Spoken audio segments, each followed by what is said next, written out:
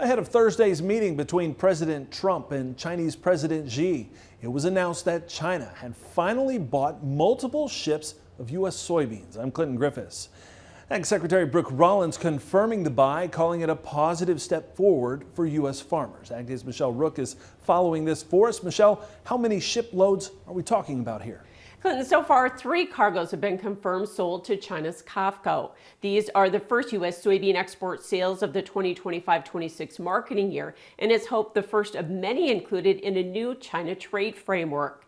While it may be too late for China to match the 830 million bushels of U.S. soybeans that they bought in the last marketing year, any sales are welcomed.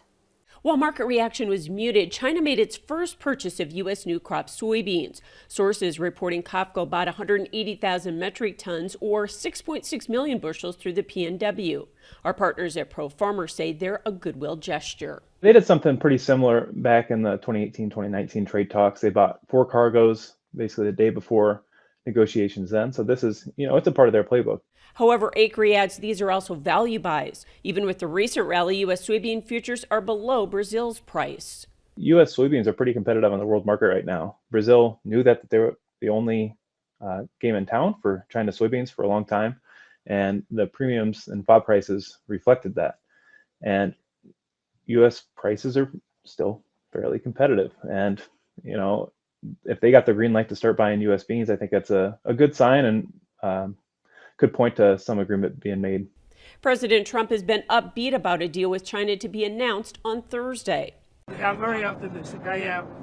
And I know a little bit about what's going on because, we have been talking to them, not just walking into a meeting cold, but the relationship with China is very good. So I think we're going to have a very good outcome for our country and for the world. Speculation is running high on details, but Chinese traders say Beijing could take about 8 million tons, or roughly $4 billion of U.S. beans for its strategic reserves for East to May. U.S. market analysts are more optimistic. The U.S. could fill China's needs for December and January before Brazil's crop comes online.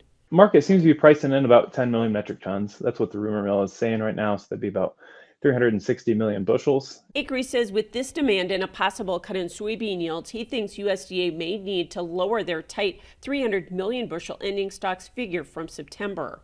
We're looking at ending stocks at about 250 million bushels. That's the tightest level that we've seen in several years. And we're $3 below where we were when ending stocks were that tight.